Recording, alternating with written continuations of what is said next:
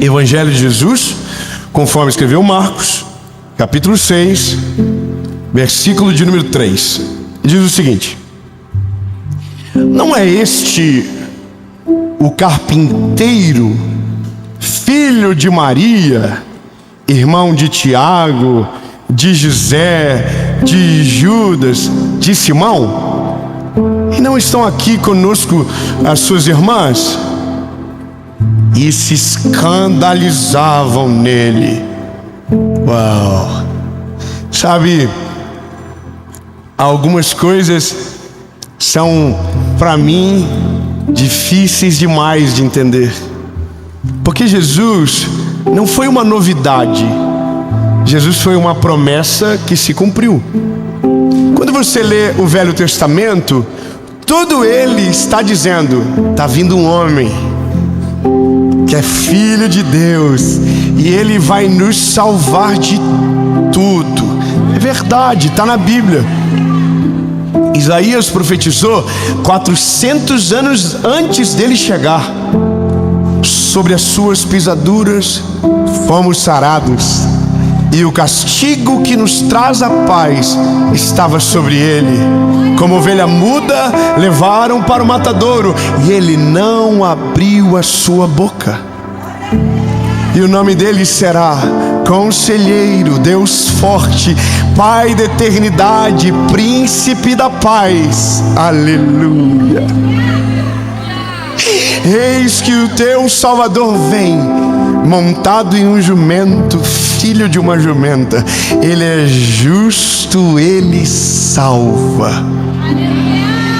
Estava apontando para ele, ou seja, eis aí o Salvador. Uau! Ele vai nascer numa família real.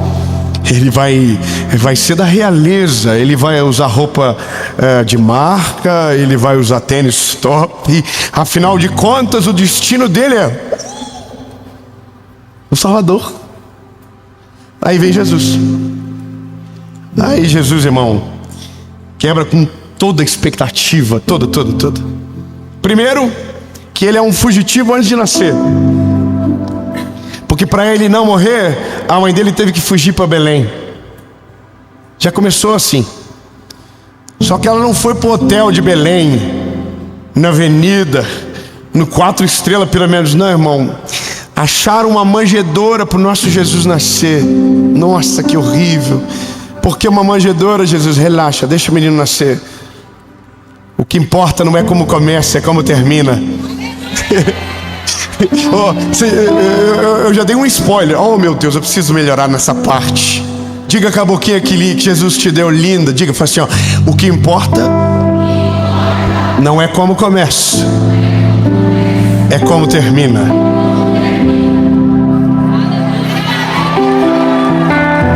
Aí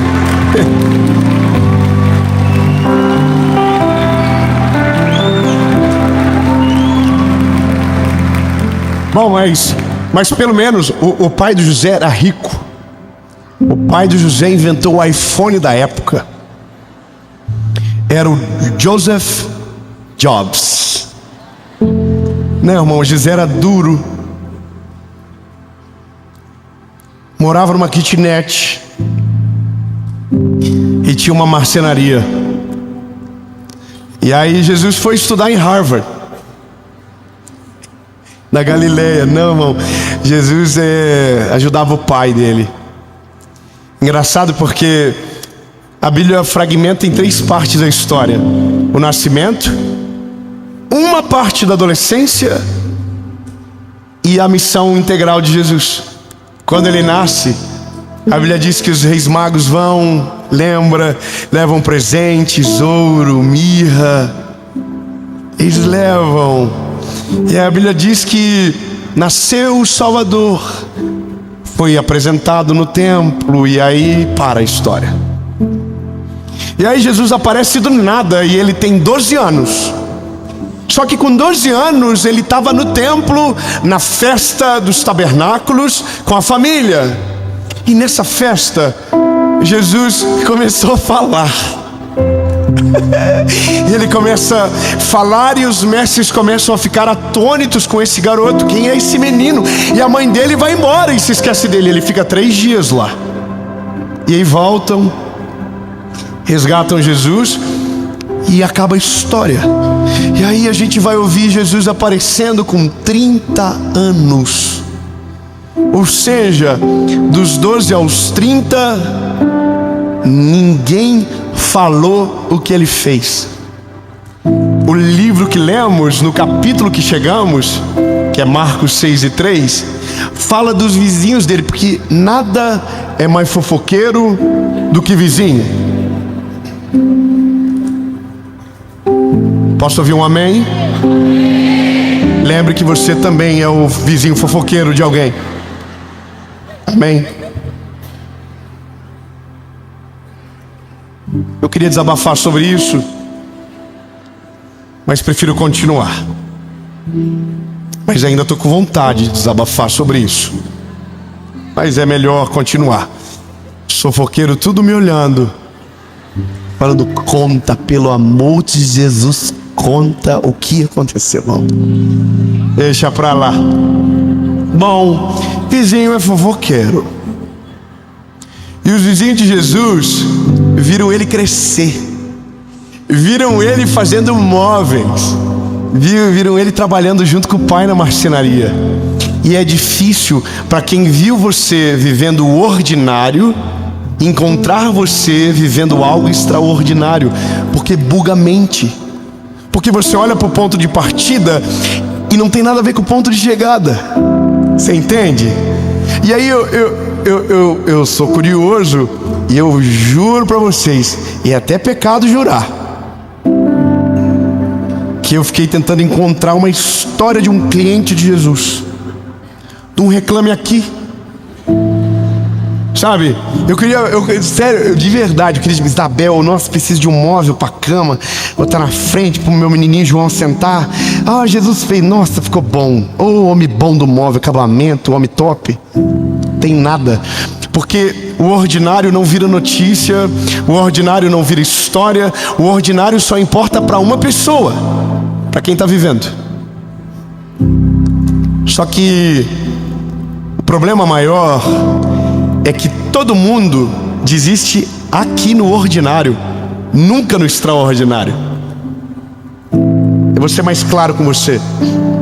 É porque mesmo você sabendo que Deus tem coisas grandes para fazer na sua vida, mesmo você sabendo que Ele tem planos extraordinários ao teu respeito, você vai ter que viver o ordinário antes do extraordinário. Você vai ter que viver o simples antes do incrível, porque ninguém é formado no extraordinário, a gente é formado no ordinário. Lindos, Deus enviou Jesus para ser o nosso Salvador, mas Ele foi carpinteiro antes de nos salvar. O que me diz é que existe algo que precisa ser levado em conta. Ninguém pode ser exposto antes de ser treinado, e treino não vira notícia. Missão concluída, sim. Sabe o que a gente esquece? É que todo mundo da Bíblia era outra coisa antes de Jesus chegar.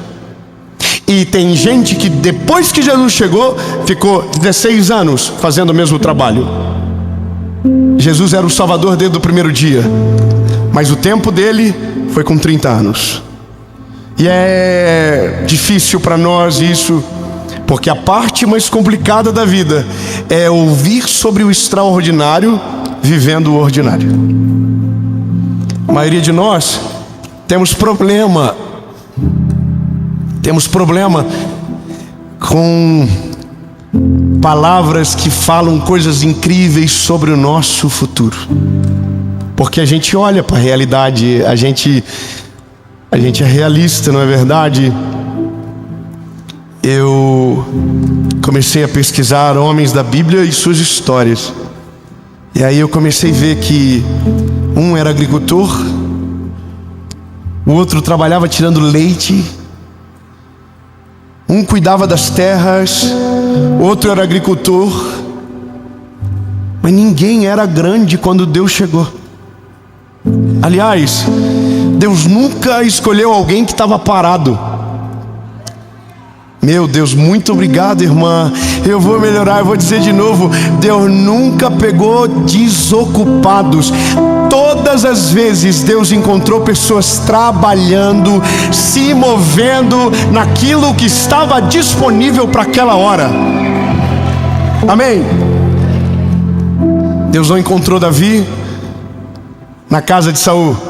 Deus encontrou Davi cuidando de ovelhas no pasto. Você consegue entender que isso diz muito sobre a gente? Aí eu tenho uma inspiração, uma pessoa que eu amo muito, que é o Billy Graham. Billy Graham foi o maior evangelista do século XX. Estima-se que ele pregou para mais de 200 milhões de pessoas presencialmente. Foi o conselheiro de basicamente todos os presidentes dos Estados Unidos, mas era leiteiro. O pai dele tinha uma pequena propriedade e o primeiro trabalho dele não foi pregando para milhares. Ele era um leiteiro. Do leiteiro, um radialista. Da rádio, uma pequena igreja. E de uma pequena igreja, o mundo. Deus sabia desde o primeiro momento que esse garotinho nasceu que ele seria o maior evangelista da história. Mas Deus não fez ele nascer na casa de um evangelista, fez nascer na casa de um fazendeiro. Porque de verdade, a geografia é o que menos importa com o Senhor. De verdade, o seu background não muda absolutamente nada o que Ele tem para fazer para você. Não muda nada. Mas é nesses lugares que nós somos testados, treinados e aprovados. Sabe, lembra do texto? Porque fostes fiel no pouco, sobre muito te colocarei. Uau! Lindo. Hoje as pessoas sabem quem eu sou, pelo menos algumas pessoas sabem. Mas a minha história, ela começou bem antes, né? 9 de abril de 1990. Para que ninguém pegue calculadora, 34 anos. E sim, é botox e... Bom, pelo menos eu falo.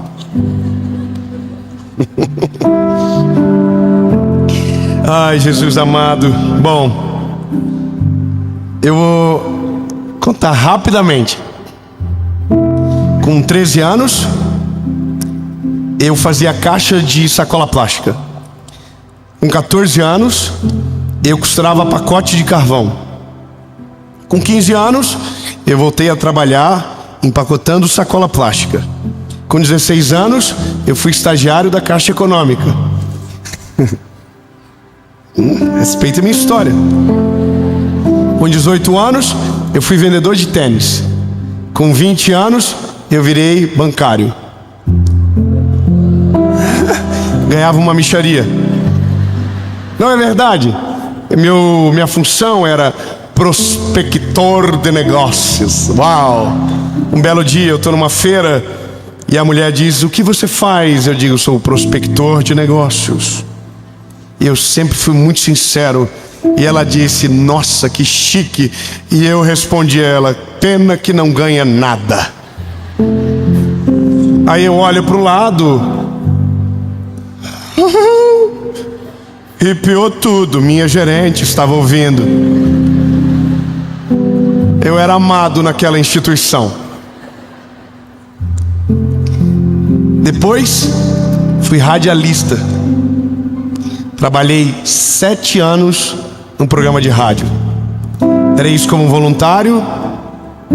Eu pagava para ir, pagava combustível, ficava esperando alguém abrir a rádio para eu entrar, porque nem chave eu tinha, mas estava lá. Quando eu fiz 22 anos, alguém disse para mim: por que você não conta o seu testemunho? E aí eu fui na primeira igreja e tinham 30 pessoas. E eu preguei como se estivesse em Paulinha hoje.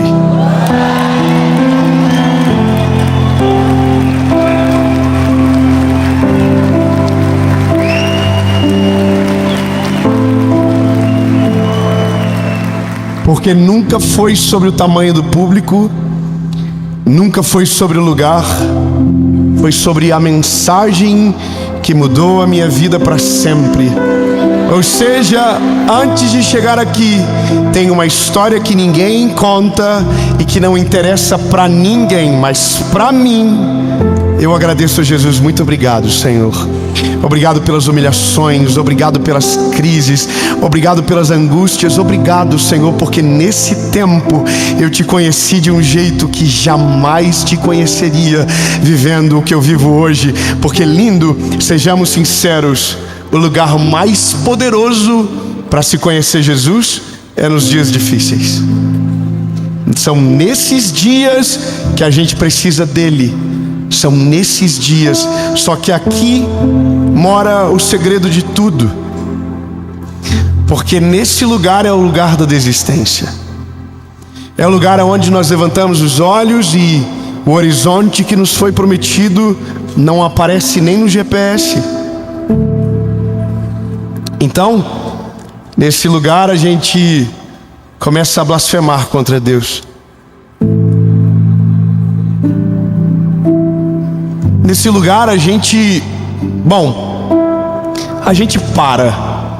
E aí a gente pega outro caminho e diz: deixa, vou fazer da minha maneira, vou fazer longe da vontade do Senhor, vou fazer o que eu quero. E aí Deus assim estava quase acabando, sabe, estava pertinho, volta, não vai não. Aí você diz: não, é impossível Deus fazer. E aí a gente começa a usar o processo para dizer o porquê Deus não vai cumprir o que prometeu. A gente diz: olha onde eu estou, olha o trabalho que eu trabalho, olha a minha família, olha a minha história.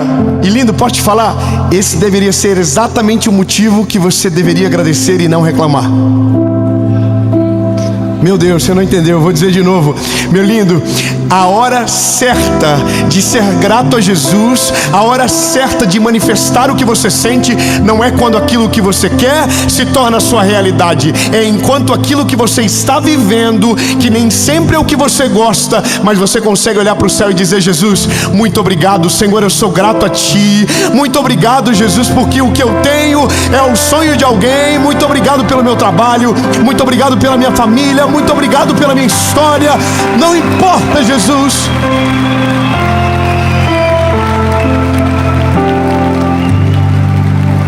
Bom, e aí a gente aprende algo valioso, que quando a gente agradece, o que demoraria anos começa a passar meses e acaba. Não, peraí. Ai, Jesus, olha, rápido, já contei, mas vou contar de novo. Eu tinha um carro chamado Symbol. Por que você riu? Bom, mas antes eu tinha um Honda Civic. Muito obrigado pelo apoio. Mas eu tinha que construir uma casa, então eu vendi o Honda Civic. E eu comprei um Symbol, que não foi eu que comprei, foi meu pai. Ele pagou 13 mil reais.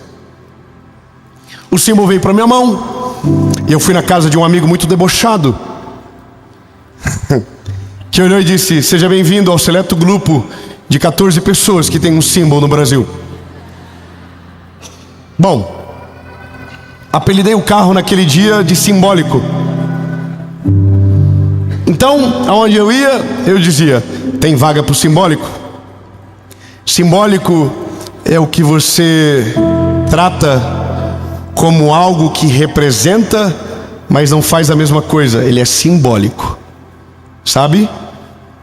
E aí eu reclamava, eu amaldiçoava, porque com brincadeiras de mau gosto a gente também amaldiçoa. Sabe quando você desdenha daquilo que é o sonho de alguém? E eu vivi isso durante alguns meses.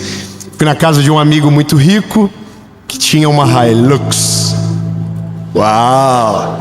Isso pra mim, meu lindo, era tipo uau! Era o Ike Batista que eu conhecia. Eu me lembro de estar na casa dele e eu tava louco pra entrar na Hilux, pra ver. Uau! uma caminhoneta. Só que ele parou na frente de uma Bis e começou a elogiar a Bis. Bis é aquela motinha pequenininha. E ele começou a dizer: rapaz, você não imagina o negócio que eu fiz nessa moto. Uau! E ele começou a dizer: nossa, moto maravilhosa, faz tudo e me leva, econômica. Rapaz, eu não sei nem quanto gasta de gasolina, porque parece que faz uns 3 anos que eu abasteci. E eu tô olhando pra moto e pra Hilux. E ele gava a moto e não gava a Hilux. Aí o Senhor falou pra mim: viu, tonto? Não é pelo valor, é pelo que serve. Calma, calma. E você com um carro que é o sonho da vida de alguém que só tem uma moto, zombando porque não é o que você queria ainda.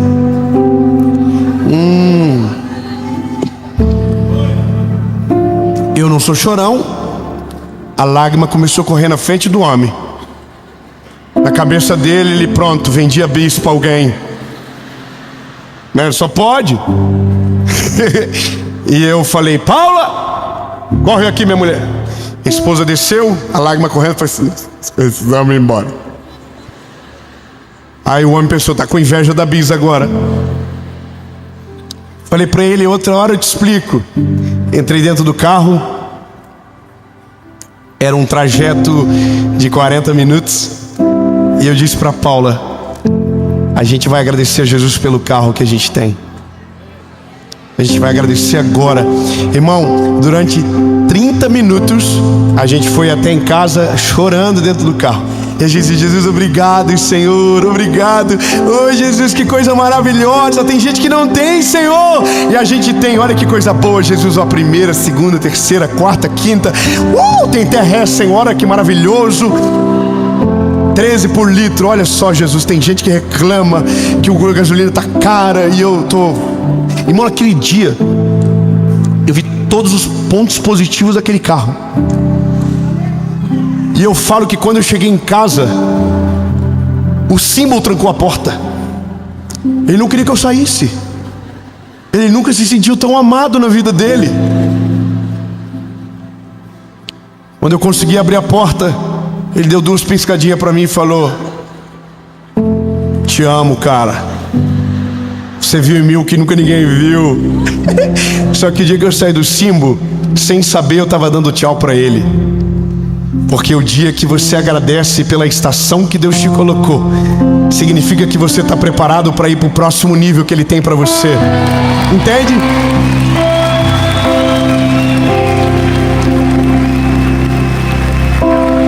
Quando você para de reclamar e agradece por onde Jesus já te colocou, mesmo que ainda não seja o lugar que você deseja, mesmo ainda que não seja aquilo que você espera, mas quando você olha para o céu e diz: Jesus, muito obrigado, aleluia. Parece que no céu faz assim, ó, check, tá pronto para o próximo, até o dia que o treinamento termina e a missão principal se apodera de você.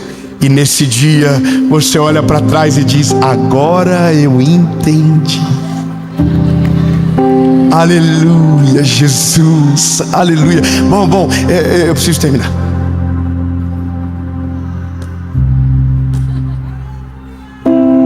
É porque o dia que o carpinteiro deixou de ser carpinteiro,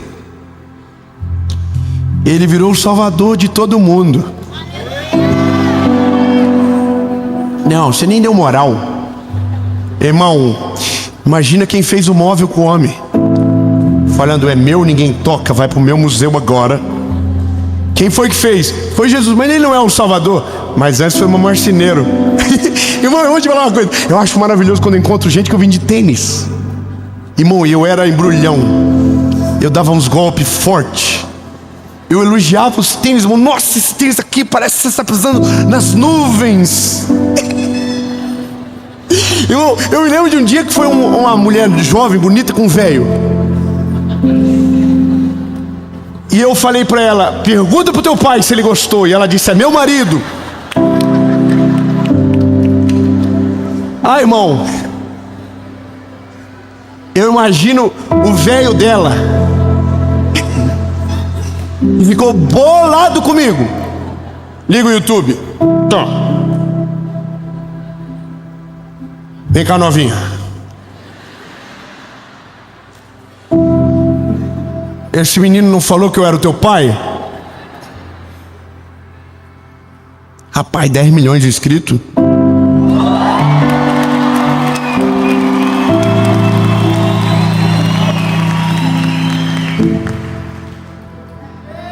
Aí a novinha vem. Ela diz: sim. Antes ele falava que você era meu pai.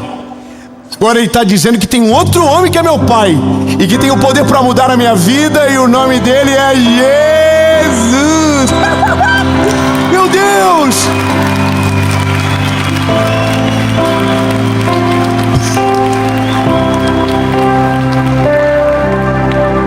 Irmão, você pensou se o Simon me vê? Nossa, deve estar morrendo de saudade de mim. Quando ele vê, nossa, vai ficar perdidinho. Rapaz, esse garoto me tinha esses dias atrás. Que rolou na vida dele? Irmão, já pensou se o pedreiro que deu o golpe em mim na primeira casa vê a casa que eu moro agora, vai ficar perdido. É que quem viu você no processo não vai conseguir acreditar aonde Deus vai te levar. Ei, lindo, o processo é proporcional ao tamanho do plano que Deus tem para você. Então escute bem, é difícil, é complicado, é cansativo. Se é ruim desse jeito, meu lindo, agradece, porque se o treinamento é assim, imagina a missão principal. Sinistro.